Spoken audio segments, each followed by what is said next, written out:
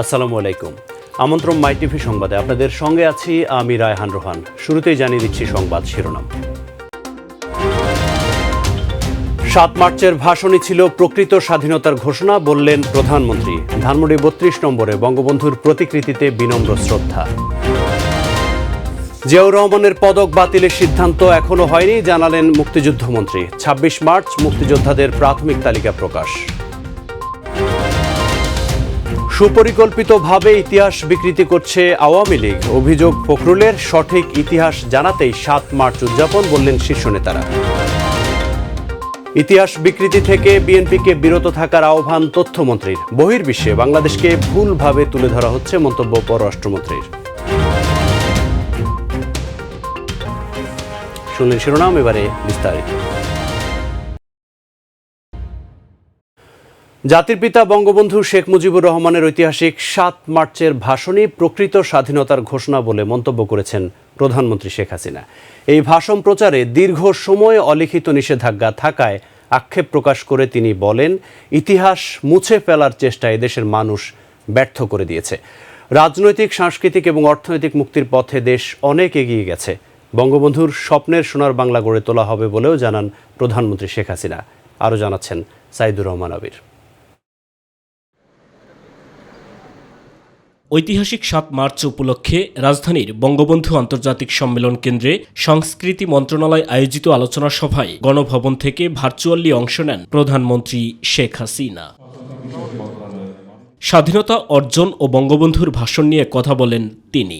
তিনিও জানতেন যে মুহূর্তে স্বাধীনতার ঘোষণাটা বাস্তবে অফিসিয়ালভাবে দেবেন, সে মুহূর্তে হয়তো তিনি বেঁচে নাও থাকতে পারেন। সেজন্য তার এই ঐতিহাসিক ভাষণের ভিতরেই কিন্তু তিনি স্বাধীনতার ঘোষণাটা দিয়ে গেলেন।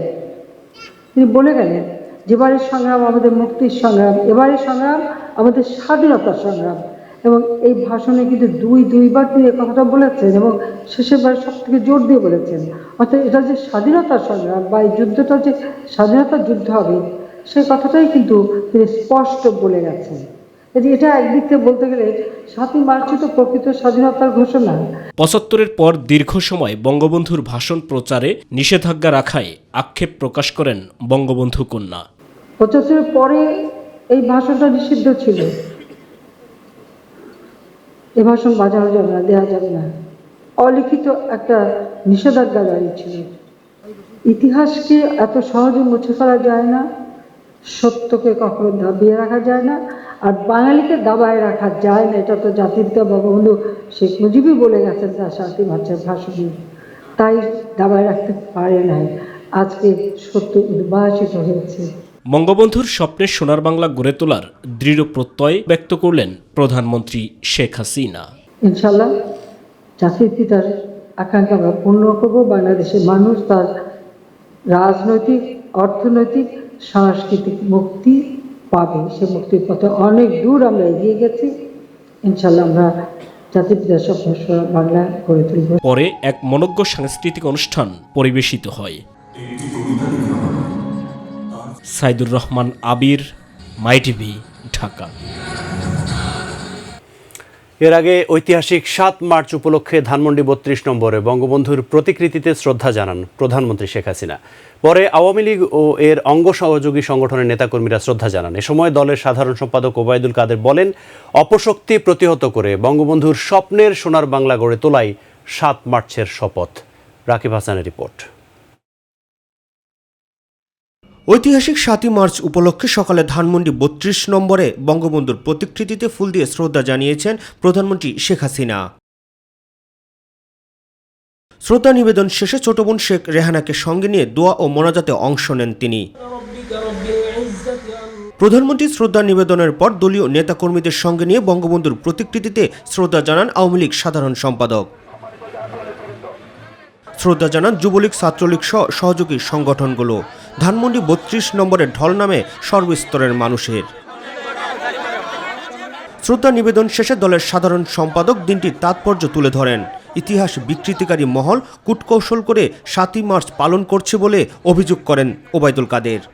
সারা বাংলাদেশে মুক্তিযুদ্ধের পক্ষে, বঙ্গবন্ধুর পক্ষে যে জাগরণের ঢেউ সেটা দেখে ভীত হয়ে তারা আজকে রাজনৈতিক কূটকৌশলের আশ্রয় নিয়ে এই 7ই মাস পালন করছে, সুবর্ণ জয়ন্তীর প্রোগ্রাম দিয়েছে। বঙ্গবন্ধুর প্রতিকৃতিতে শ্রদ্ধা জানান ঢাকা দক্ষিণ সিটি কর্পোরেশনের মেয়র শেখ ফজলিনুর তাপস। বিলম্বে হলেও বিএনপি দিনটি পালন করায় তাদের সাধুবাদ জানান তিনি। বিলম্বে হলেও তারা অনুধাবন করতে পেরেছে যে ঐতিহাসিক দিবসগুলো আমাদের জাতির অঙ্গাঙ্গিভাবে জড়িত এবং এদেরকে সঠিকভাবে পালনের মাধ্যমেই আমরা নতুন প্রজন্মকে সঠিক ইতিহাস আমরা জানাতে পারি। পরের দিনটি উপলক্ষে বঙ্গবন্ধু ভবন প্রাঙ্গণে আলোচনা সভার আয়োজন করে কৃষক লীগ। রাকিব হাসান, মাই টিভি, ঢাকা। জাতির পিতার 7 মার্চের ভাষণে বাঙালি জাতি স্বাধীনতার দিক নির্দেশনা পায় বলে জানালেন প্রবীণ আওয়ামী লীগ নেতা আমির হোসেন আমু। আর ইতিহাসবিদ অধ্যাপক সৈয়দ আনোয়ার হোসেন বলেন, 7 মার্চের ভাষণে মুক্তিযুদ্ধে জয়লাভের কৌশলও ছিল। আরও জানাচ্ছেন সাইদুর রহমান আবির। ঐতিহাসিক 7 মার্চ বঙ্গবন্ধু শেখ মুজিবুর রহমানের ভাষণে গর্জে ওঠে উত্তাল জনসমুদ্র। তৎকালীন রেসকোর্স ময়দান বর্তমানে সোহরাওয়ার্দী উদ্যান নামে পরিচিত। লাখ লাখ মানুষের গণবিদারী স্লোগানের উদ্দামতায় বসন্তের মাতাল হাওয়ায় শপথের লক্ষ্য বজ্র মুষ্টি উথিত হয় আকাশে। সেদিন বঙ্গবন্ধু মঞ্চে ওঠেন বিকেল 3:20 ফাগুনের সূর্য তখনও মাথার উপর। মঞ্চে ওঠে জনতার উদ্দেশ্যে হাত নাড়েন জনতার মহানায়ক। তখনও পুরো সোহরাওয়ার্দী উদ্যান লাখ লাখ মানুষের স্লোগানে মুখরিত। এরপর জনসমুদ্রে দাঁড়িয়ে বাংলা ও বাঙালির স্বাধীনতার মহাকাব্যের কবি ঘোষণা করেন বাঙালির মুক্তির কথা। এবারের সংগ্রাম আমার মুক্তির সংগ্রাম, এবারের সংগ্রাম স্বাধীনতার সংগ্রাম। মাত্র 19 মিনিটের ভাষণে ইতিহাসের পুরো ক্যানভাস তুলে ধরেন বঙ্গবন্ধু। মাশাআল্লাহ উদ্র করতে হবে, সমস্ত সামরিক বাহিনীর লোকদের ব্যারাকে ফেরত দিতে হবে, যেভাবে হত্যা করা হয়েছে তার তদন্ত করতে হবে, জনগণের প্রতিনিধির কাছে ক্ষমতা হস্তান্তর করতে হবে। মহানায়কের ভাষণের মধ্য দিয়ে বাঙালি জাতি ঐক্যবদ্ধ হয় স্বাধীনতা অর্জনের যুদ্ধের প্রস্তুতি নিতে। জাতির জনক বঙ্গবন্ধু 7ই মার্চের ভাষণের মধ্যে দিয়েই তিনি বাংলাদেশের স্বাধীনতার ঘোষণা এবং স্বাধীনতা অর্জনের পথ নির্দেশনা দিয়েছিলেন। একদিকে অসহযোগ আন্দোলনের ডাক দিলেন এবং অন্যদিকে মুক্তিযুদ্ধের প্রস্তুতি নিয়ে একটি গরিলা যুদ্ধের রূপরেখা তিনি জাতির সামনে উপস্থাপন করেছিলেন। বাংলাদেশের মুক্তিযুদ্ধকে দিক নির্দেশনা দেবার কাজটি করেছিল এই ভাষণ। কারণ বঙ্গবন্ধু প্রথম দিকে তো পাকিস্তানিদের জন্য 4টি শর্ত দিলেন, যে ভাষণটি আমাদের আসন্ন যুদ্ধের পরিপূর্ণ রণনীতি রণকৌশলটি ব্যাখ্যা করেছিল। আমি যদি বিশ্লেষণ করি, এবং ফিডেল কাস্ট্রো সেই হিসেবেই এই ভাষণটিকে বিবেচনা করেছিলেন আর কি। ঐতিহাসিক 7 মার্চের বঙ্গবন্ধুর ভাষণ শুধু বাঙালি জাতির মুক্তির সংগ্রামে ঝাঁপিয়ে পড়ার আহ্বান নয়, এটি সব জাতির মুক্তি সংগ্রামে ঝাঁপিয়ে পড়ার দিক নির্দেশনা। এই দেশের মুক্তিযুদ্ধের জয়লাভের যে কলা কৌশল সবই তিনি তার বক্তৃতার মধ্যে দিয়ে তিনি বলে গিয়েছিলেন। স্বাধীনতা এবং মুক্তি অর্জনের যে পথ, যেভাবে একটি গরিলা যুদ্ধের রূপরেখা তিনি তার ভাষণে সেটা পরিষ্কারভাবে। আজকে এই ভাষণ শুধু বাংলাদেশের সম্পত্তি নয়, আজকে বাংলাদেশই শুধু এটা অর্জিত নয়, আজকে সারা বিশ্ববাসীর কাছে এইটা একটি শ্রেষ্ঠ ভাষণ হিসাবে পরিগণিত হয়েছে। বঙ্গবন্ধু শেখ মুজিবুর রহমানের ঐতিহাসিক 7 মার্চের ভাষণকে 2017 সালের 30 অক্টোবর বিশ্ব প্রামাণ্য ঐতিহ্য হিসেবে স্বীকৃতি দেয় জাতিসংঘের শিক্ষা, বিজ্ঞান ও সাংস্কৃতিক বিষয়ক সংস্থা ইউনেস্কো। রক্ত যখন দিয়েছি, রক্ত আরো দেব। সাইদুর রহমান আবির, মাই টিভি, ঢাকা। যুগে যুগে বিশ্বের নিপীড়িত মানুষের কণ্ঠস্বর হয়ে এসেছিলেন কিছু মানুষ, যারা রাজনৈতিকভাবে পথ দেখিয়েছেন। এই মানুষগুলোর মুখের কথাই পাল্টে দিয়েছে ইতিহাসের দিক। ভাষণগুলো এখন ইতিহাসের সাক্ষী। ইতিহাস স্বীকৃত ভাষণ নিয়ে মুবাল্লিক করিমের রিপোর্ট। গুটি কয়েকজন মানুষ বিশ্বের অধিকাংশ গণমানুষের অধিকার আদায়ের লড়াইয়ে নেতৃত্ব দিয়েছেন সামনে থেকে। তাদের ভাষণ জাগিয়েছে প্রেরণা, এগিয়ে নিয়ে গেছে জাতিকে, বদলে দিয়েছে ইতিহাস।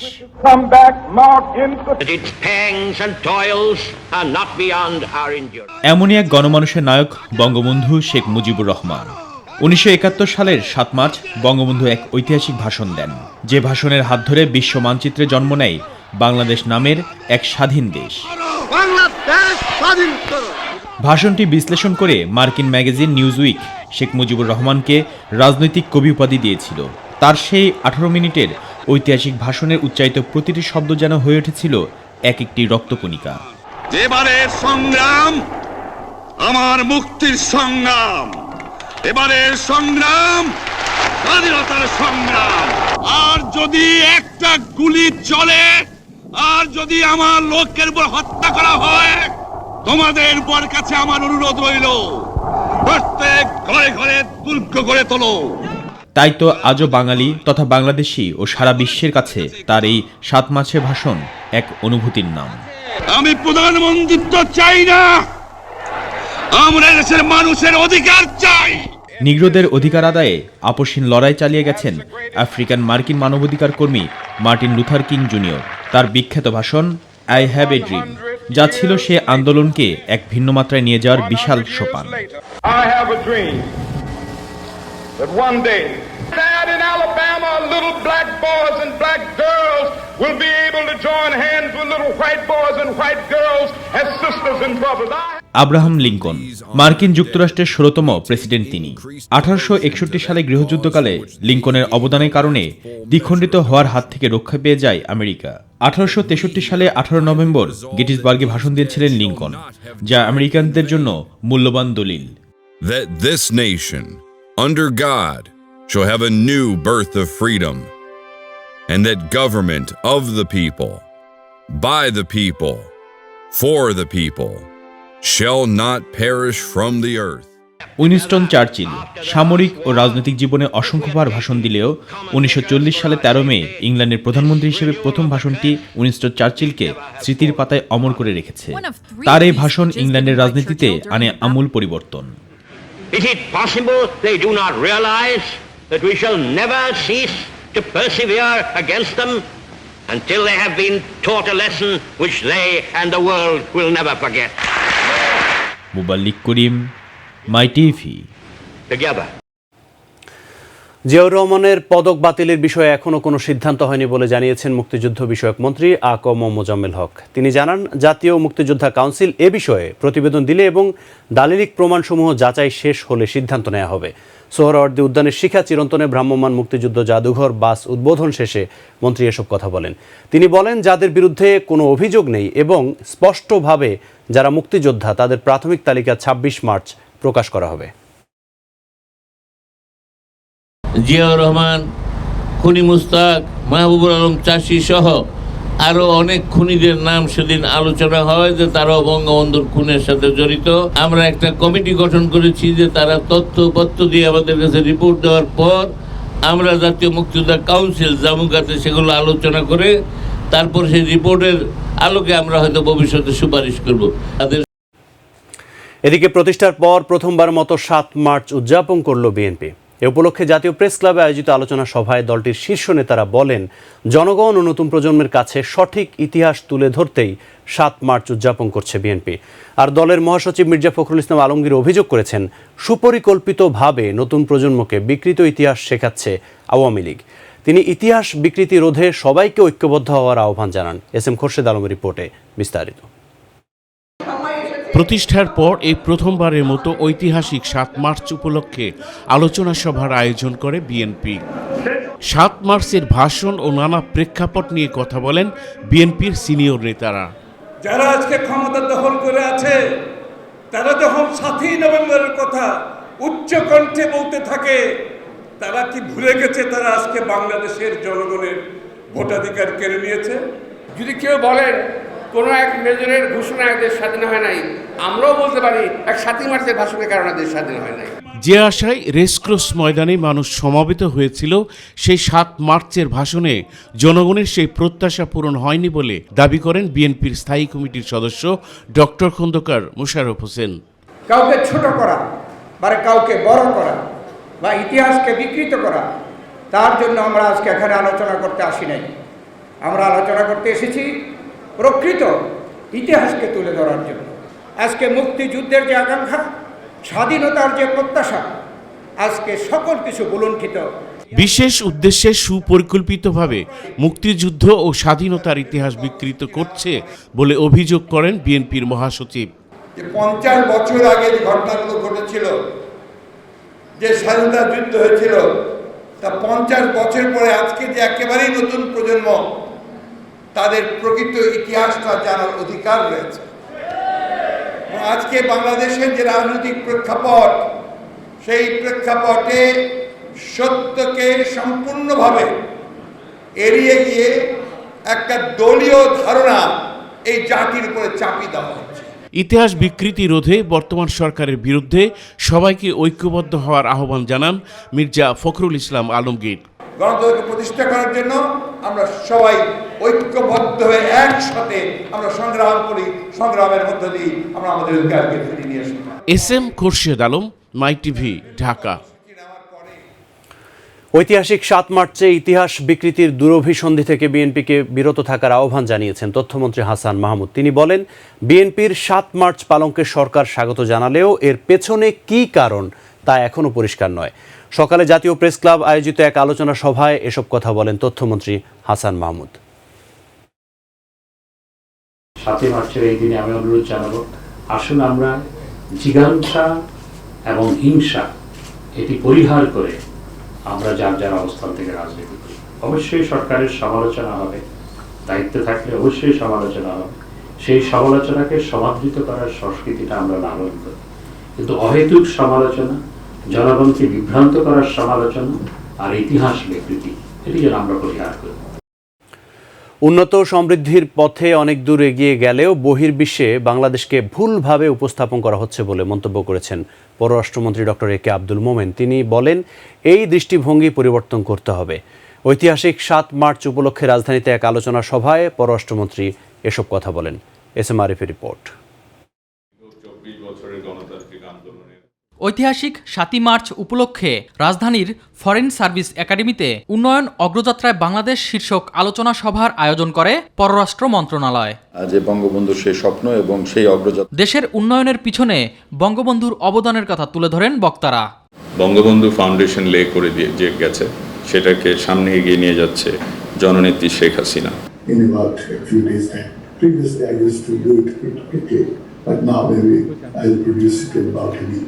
পররাষ্ট্রমন্ত্রী বলেন, উন্নয়ন অগ্রযাত্রায় বাংলাদেশ এগিয়ে গেলেও বহির্বিশ্বে তা সঠিকভাবে তুলে ধরা হচ্ছে না। আমার প্রায় দুঃখ লাগে যখন আমি গুগল খুলে দেখি বাংলাদেশের লেবার বলতে দেখায় যে একটা দারিদ্র মহিলা সে ইট ভাঙতেছে। আমার এগ্রিকালচার যখনই দেখায় গরু দিয়ে লাঙ্গল করছে। আমার কিন্তু এখন মেকানাইজেশন হয়ে গেছে, কিন্তু সেই ছবি আমি দেখিনি। আমার এই জন্যে সব সহকর্মীদের সবার কাছে অনুরোধ, আপনারা আমাদের এই দৃষ্টিভঙ্গি পরিবর্তন করেন। বঙ্গবন্ধুর স্বপ্ন বাস্তবায়নে বিদেশে মিশনগুলোকে কার্যকর ভূমিকা রাখার আহ্বান জানান ডক্টর এ কে আব্দুল মোমেন। এইখানে বিভিন্ন ধরনের আপনাদের সবসময় সম্পৃক্ত করা হয়। উদ্দেশ্যটা হচ্ছে আমাদের এই উন্নয়নের মহাযাত্রা যেটা হচ্ছে, সেইটা জনগণকে বোঝানো, পৃথিবীকে বোঝানো, এবং তাহলে আমাদের উদ্দেশ্য যেগুলো সেগুলো আমরা চরিতার্থ করব। আপনাদের সাহায্য ছাড়া, প্রত্যেকের সাহায্য ছাড়া এ দেশ উন্নতি করবে না। কয়েকজন কূটনীতিক ও বিশিষ্ট নাগরিকরা আলোচনা সভায় উপস্থিত ছিলেন। SM আরিফ, মাই টিভি, ঢাকা।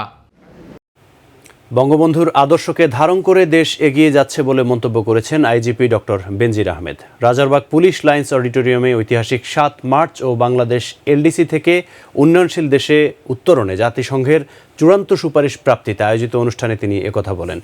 দরিদ্র রাষ্ট্র থেকে বাংলাদেশ দ্রুত গতিতে এগিয়ে যাচ্ছে, দেশের সব ক্ষেত্রে উন্নয়নের ছোঁয়া লেগেছে বলেও মন্তব্য করেন আইজিপি। আমাদের জাতিকে অবশ্যই আমরা এসেছি অনেক দূর, যেতে হবে বহুদূর।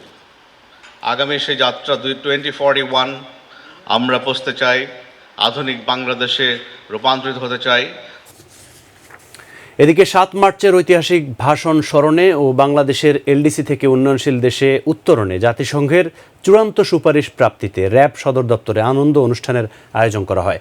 এ সময় র্যাব মহাপরিচালক আব্দুল্লাহ আল মামুন বলেন, বঙ্গবন্ধুর ডাকেই মুক্তি সংগ্রামে সারা দেশের মানুষ উদ্বুদ্ধ হয়েছে, কোনো লিখিত আদেশের প্রয়োজন ছিল না। মাননীয় প্রধানমন্ত্রীর নেতৃত্বে বাংলাদেশ এগিয়ে যাবে, উন্নয়নের মহাসড়কে বাংলাদেশ 2040 সালের মধ্যে আমরা উন্নত সমৃদ্ধ বাংলাদেশ হিসাবে গড়ে উঠবে। রাজনৈতিক প্রতিহিংসায় ডিজিটাল নিরাপত্তা আইন ব্যবহার করা হচ্ছে বলে মন্তব্য করেছেন জাতীয় পার্টি চেয়ারম্যান জি.এম. কাদের। দুপুরে দলটির বনানীর কার্যালয়ে প্রাদেশিক সরকার ব্যবস্থা বাস্তবায়ন কমিটির বৈঠকে একথা বলেন তিনি। জি.এম. কাদের জানান, ডিজিটাল নিরাপত্তা আইনের কিছু ধারার ব্যক্তি স্বাধীনতায় হস্তক্ষেপ করা হচ্ছে। এসব ধারার সংস্কার চায় জাতীয় পার্টি। দেশে আইনের শাসন নেই বলেও মন্তব্য করেন জি.এম. কাদের। মত প্রকাশের স্বাধীনতার বিষয় অথবা অনেক যেটা মানুষের ব্যক্তি স্বাধীনতা এবং কথা বলার স্বাধীনতা এবং সংবাদপত্র সংবাদ প্রচারের স্বাধীনতা এবং মানুষের জানার অধিকার, এগুলো ব্যাপারে হস্তক্ষেপ করা হচ্ছে এবং এটা রাজনৈতিক প্রতিপক্ষ ঘায়েলের জন্য ব্যবহৃত হচ্ছে, অপব্যবহৃত হচ্ছে। এগুলো আমরা চাই যে স্পিকার ডক্টর শিরিন শারমিন চৌধুরী বলেছেন, নারীর ক্ষমতায়নে বাংলাদেশ অনেক দূর এগিয়ে গেছে। তৃণমূল পর্যন্ত সব ক্ষেত্রে এখন নারীর উপস্থিতি দৃশ্যমান। আন্তর্জাতিক নারী দিবস উপলক্ষে সকালে বঙ্গবন্ধু সম্মেলন কেন্দ্রে এক অনুষ্ঠানে তিনি এসব কথা বলেন। স্পিকার বলেন, নারী ও শিশুর সর্বাত্মক উন্নয়নের জন্য সরকার সুনির্দিষ্ট লক্ষ্য নিয়ে এগিয়ে যাচ্ছে। রাজধানী যাত্রাবাড়ির কাজলা এলাকায় শতাধিক অবৈধ স্থাপনা ভেঙে দখলকৃত 80 ফুট খালের 3 কিলোমিটার জায়গা উদ্ধার করেছে ঢাকা দক্ষিণ সিটি কর্পোরেশন। ডিএসসিসির প্রধান সম্পত্তি কর্মকর্তা রাসেল সাবরিন জানান, বর্ষা মৌসুমের আগেই নগরীর জলাবদ্ধতা সমস্যা দূর করা সম্ভব হবে। আরও জানাচ্ছেন জাহিদ আহমেদ বাবু। জলাবদ্ধতা নিরসনে রাজধানীর খালগুলো পুনরুদ্ধারের অভিযান চালাচ্ছে সিটি কর্পোরেশন। নগরীর যাত্রাবাড়ির কাজলা এলাকায় কয়েক শত অবৈধ স্থাপনা গড়িয়ে দিয়ে খাল উদ্ধারে ব্যস্ত দক্ষিণ সিটি কর্পোরেশন। বর্ষা মৌসুম আসার আগেই কর্তৃপক্ষের এই উদ্যোগকে সাধুবাদ জানায় স্থানীয়রা। এই এলাকার মানুষ প্রাথমিক ক্ষতিগ্রস্ততা সত্ত্বেও স্বতঃস্ফূর্তভাবে মেনে নিয়েছে এবং তারা অনেকেই স্বেচ্ছায় তাদের সিএস পর্চা অনুযায়ী রেকর্ড অনুযায়ী তারা তাদের দখলকৃত অংশ ছেড়ে দিয়েছে। এখন পর্যন্ত কেউ এই ধরনের উদ্যোগ নেয়নি। সর্বপ্রথম এই উদ্যোগ নিল আমাদের নবনির্বাচিত মেয়র সাহেব। দখলকৃত খাল দ্রুত পুনরুদ্ধার করে জলাবদ্ধতা থেকে নগরবাসীকে মুক্ত করা সম্ভব বলে জানান ডিএসসিসির প্রধান সম্পত্তি কর্মকর্তা। মেয়র মহোদয় সিদ্ধান্ত নিয়েছেন এবং স্থানীয় জনপ্রতিনিধিরাও জানেন, বিষয়টি অবগত আছেন যে খালের দুই পাড় দিয়ে ওয়াকওয়ে করার জন্য, যাতে এই এলাকায় ভবিষ্যতে কোনো জলাবদ্ধতা না হয়, এলাকার মানুষজন যাতে স্বচ্ছন্দে হাঁটতে পারে। সর্বোচ্চ চেষ্টা করে যাচ্ছি এই বর্ষা মৌসুমে যাতে জলাবদ্ধতা না হয়। উচ্ছেদের প্রথম দিনে কাজলা থেকে মান্ডা পর্যন্ত 3 কিলোমিটার দখলকৃত খালের জায়গা উদ্ধার করা হয়েছে বলেও জানান রাসেল সাবরিন। কিছু কিছু বাড়িঘর তারা স্বেচ্ছায় নিজেরাই সরিয়ে নিয়ে যাচ্ছে, যেগুলো ভাঙছে না আমরা সেগুলো আমাদের যে বুলডোজার আছে, যে মেশিন আছে, সেগুলো আমরা কাজে লাগাচ্ছি। জাহিদ আহমেদ বাবু, মাই টিভি, ঢাকা। গাজীপুরের কাপাসিয়ায় নানা আয়োজন ও যথাযোগ্য মর্যাদায় ঐতিহাসিক 7 মার্চ পালিত হয়েছে। কৃষক লীগের উদ্যোগে আলোচনা সভা ও আলোকচিত্র প্রদর্শনীর আয়োজন করা হয়। এতে প্রধান আলোচক হিসেবে বক্তব্য রাখেন কৃষক লীগ কেন্দ্রীয় কমিটির উপদেষ্টা ও মরিয়ম ফাউন্ডেশনের চেয়ারম্যান আলম আহমেদ।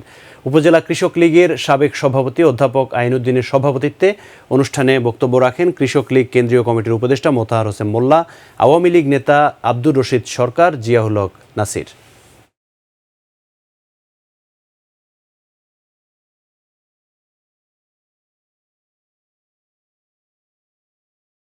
জাতির জনকের যে স্বপ্ন, ক্ষুধামুক্ত, দারিদ্র্যমুক্ত, একটি শোষণমুক্ত বাংলাদেশ গড়ার যে চিন্তা ওনার ছিল, সেটা জননেত্রী শেখ হাসিনা এগিয়ে নিয়ে যাচ্ছেন।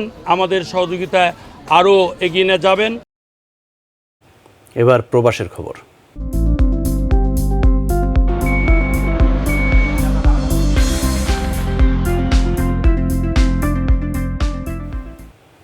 কুয়েতে করোনার সংক্রমণ বাড়তে থাকায় দ্বিতীয়বারের মতো কারফিউ কার্যকর করা হয়েছে। মন্ত্রিসভার সিদ্ধান্ত অনুযায়ী বিকেল ৫টা থেকে ভোর ৫টা পর্যন্ত ১ মাস কারফিউ বহাল থাকবে। এদিকে দেশটিতে করোনার সংক্রমণ স্বল্প মেয়াদে হ্রাস পাবে না, বরং ক্রমবর্ধমান হারে দিনে ২,০০০-এ পৌঁছে যাবে বলে আশঙ্কা করা হচ্ছে। করোনার দ্বিতীয় ঢেউয়ে সংক্রমণের হার বেড়ে চলায় দেশটিতে কঠোরভাবে স্বাস্থ্যবিধি পালনের নির্দেশ দেওয়া হয়েছে। মাস্ক পরিধান ও কোয়ারেন্টাইন কড়াকড়ি করা হয়েছে। সঙ্গে থাকার জন্য ধন্যবাদ। পরবর্তী সংবাদ দেখার আমন্ত্রণ জানিয়ে বিদায় নিচ্ছি। আল্লাহ হাফেজ।